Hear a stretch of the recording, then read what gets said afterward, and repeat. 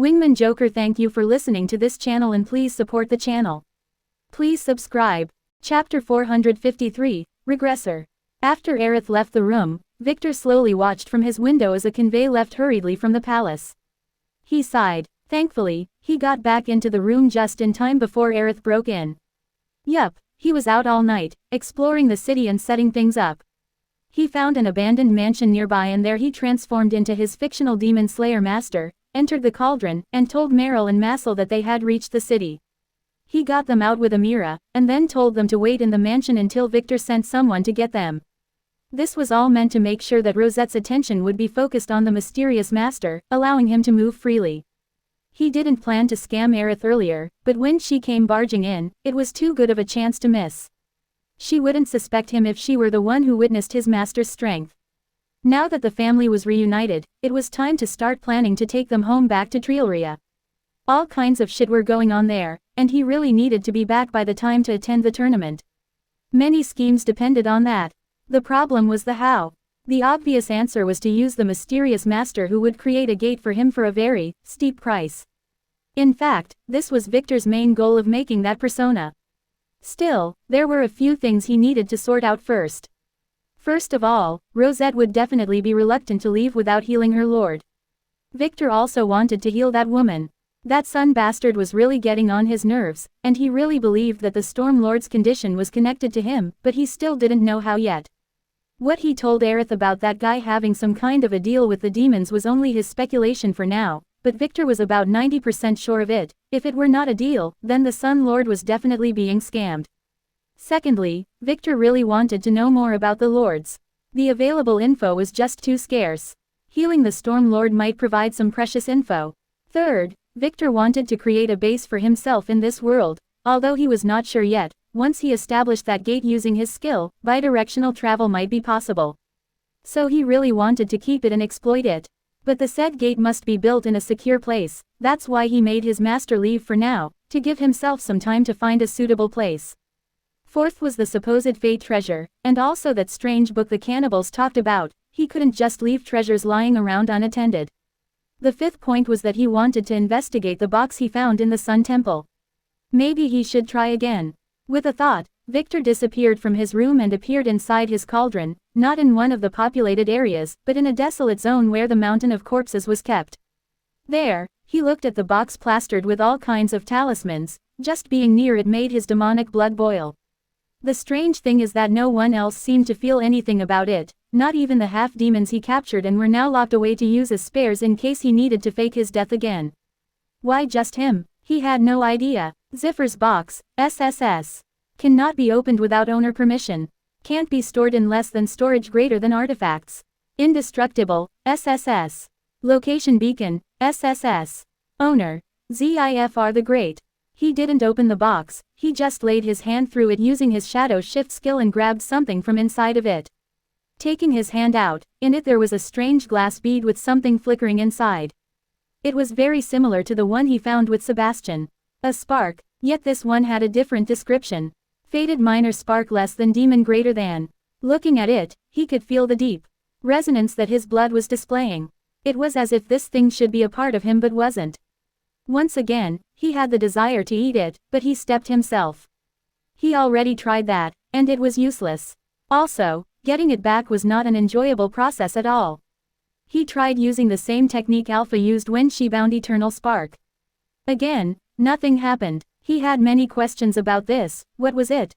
Why was it kept in the basement of that temple under demon corpses? What was Ziffer's plan? What can it be used for? He had many questions, but the most important one was that if he were to really forcibly change ownership and open the box, would that Ziffer guy come running? Victor was pretty sure that the demon didn't even realize that his box was taken, probably confident in the box's skills. He would have never imagined that Victor would use something like Cauldron, which was not technically a less than storage greater than artifact to take it away. No matter what, this was another trump card. Why did you come? Axel asked as he left the police station with Alice. Strangely enough, none of the cops on their way stopped them. It was as if they were in a trance or something.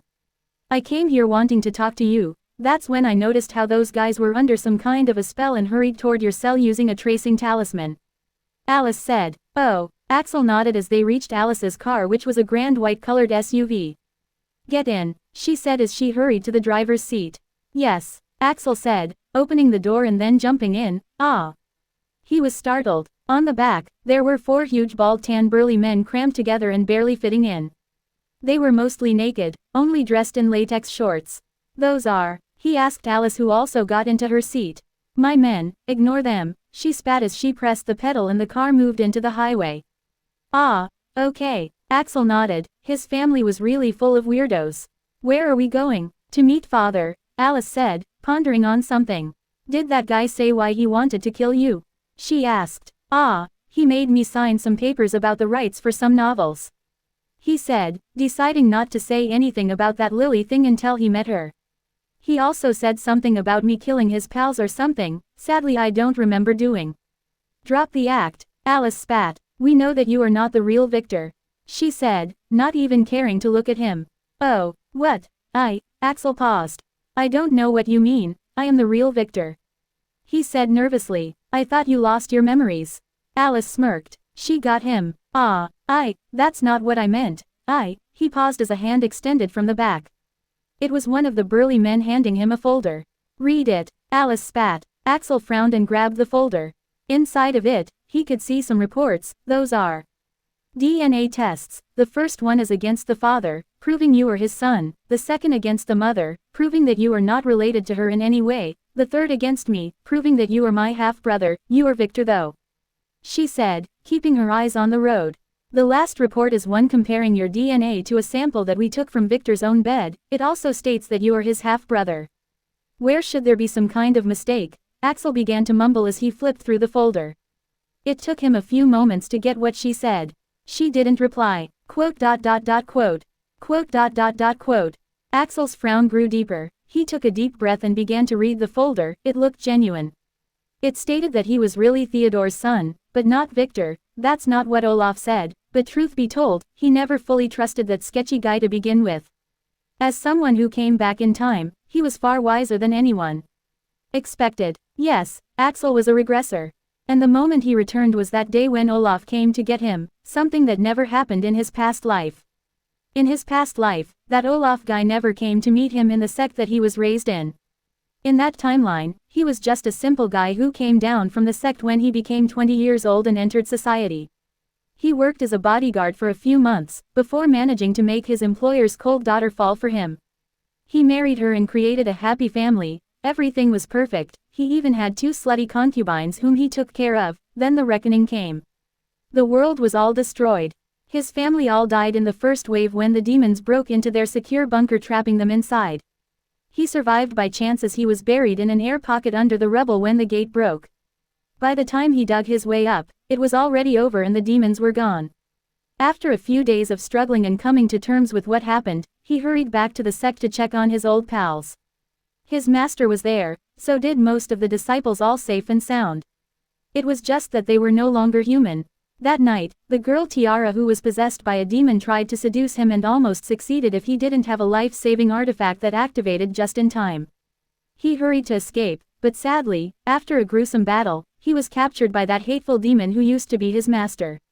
There, as he was being tortured, she told him some facts to break him. First, she was a demon from the beginning, from way before the reckoning, and the fact that he was a descendant from a big family who was kept as a pawn if ever needed. After that, he was tortured day and night as they tried to break his soul and let another demon possess him, but he resisted to the end. He lost consciousness and has no idea what happened after that.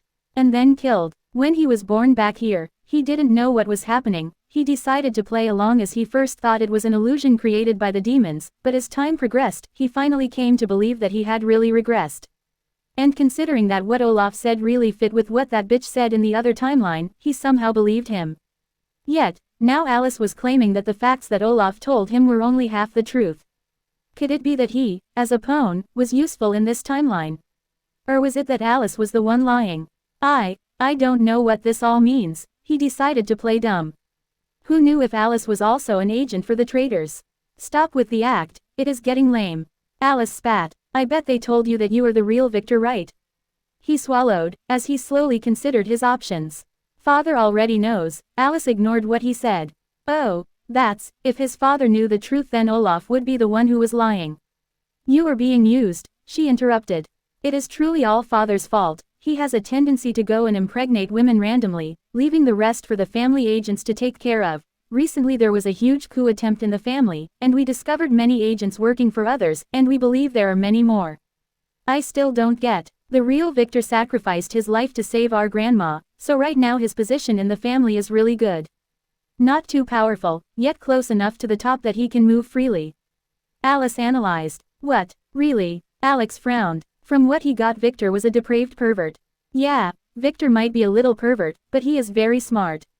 In fact, Victor's wives already knew you were a fake. The real one had already suspected that someone might be trying something like this. Ah, what? You mean, yeah, Margaret was really scamming you since the moment you stepped into the mansion. The only reason they didn't kill you is them wanting to know who was behind you. Ah, then that tranny was also. Axel almost gasped. He was being played. What tranny? Nothing. Axel said he was too embarrassed to say it. I want to know who your contact agent is. Quote. Axel didn't say anything. I don't understand what you are talking about. I have amnesia. He quickly got his act together. He must not confess a thing before making absolutely sure she was telling the truth. Let's go meet father for now, Alice sighed. She knew that this guy would never believe her until he really met Theodore. Oh, and don't reveal anything to anyone else. Keep acting as if you are the real Victor for now. She reminded him. He just looked out of the window, keeping his silence. You are really my daughter, Rosette said as she hugged Meryl. Mom, the girl began to cry. When Victor walked downstairs, to the reception hall, in the morning all kinds of emotional dramas were unfolding. A little girl also threw herself at him, hugging his leg. He just patted her little head and took out a candy and gave it to her. You are late, Aerith, who stood near the wall, said. They arrived 15 minutes ago and had just finished checking whether Meryl was the real thing using an artifact. I guess you didn't watch all the drama. Kinda. I also thought it would take you till morning to come back, so I went to sleep, he said. Was the place my master left them in close? Yeah, an abandoned mansion that used to be owned by an old noble, Aerith said, eyeing the little girl. Who is she? She asked, clearly unwilling to join the drama. Her name is Amira, a feral child that was found near the Death Gorge. My master thinks there is something strange about her, so he took her in. Victor said. She is really pitiful, and seemed to have bonded with me. Oh, Aerith nodded as she looked at the little girl. She seems to be attached to you? She asked. The poor lass was definitely bought with some candy. Yeah, she thinks of me as a big brother, and she really reminds me of my little sister. Our little sister, he corrected himself. Oh, she didn't really trust him. But she could give him the benefit of the doubt. Where is Massel? He asked, changing the subject as he looked around. The elf? Aerith asked. Yeah, hopefully, nothing bad happened to him, Victor said with a frown. That elf was an idiot, but he was a good guy. He is in the dungeon downstairs with Lyra. We will let him go after some debriefing, she said. With Lyra, Victor frowned. Yeah, that girl can be an idiot, but she is really good at making people talk. You mean to curse at her? Yeah, we needed to give her something to do, Aerith shrugged. We also need to make him think that we are vigilant. She smirked. Victor's master was really a genius, scamming that elf into thinking he was a spy. Victor nodded just as the hugging finished. Victor, Meryl turned to Victor and bowed. Thank you, she said. We are brother and sister. No need for that, he quickly waved his hands and said. Meryl nodded with tears in her eyes. Victor, I owe you a favor. Rosette also said seriously. If there is anything you need, please tell me. She said. On her face, there was a very secure smile, as if she had the weight of the entire world lifted off her shoulders. I want access to the kingdom's library, he quickly said. He wanted to also request a chance to spank Lyra's butt, but he felt that it was a little inappropriate. That is not a request. Since you are already Aerith's husband, you have become a noble, and access to many places, including the library, was automatically granted. Mirai, who was also watching the drama from the side, said. You can ask her to give you an oath with the Storm Lord. She suggested. Yes, Rosette nodded. Oh, Victor said as if he was pondering it. First of all, can you explain what an oath really is? What exactly is a lord? He finally got the chance to get some real answers.